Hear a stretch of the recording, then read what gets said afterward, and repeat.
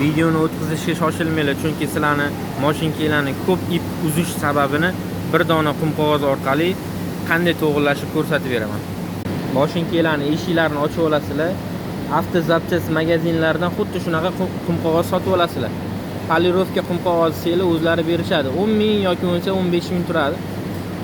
Bitta kattasini olib qo'ysanglar, ancha vaqt ishlatsanglar bo'ladi. Mana qum qog'oz orqali xuddi shunaqa qilib chekka uchlarini qum qog'oz qilib olasizlar.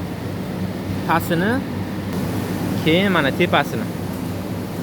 Uchlarini o'zini sekin qum qog'ozlaysizlar.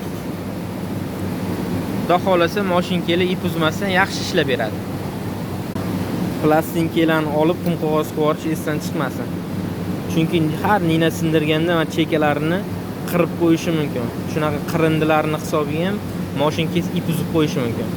Qum qog'ozni olib chekkalarni ozgina qum qog'oz qilib qo'yasizlar, xudo xolasa yaxshi ishlab beradi.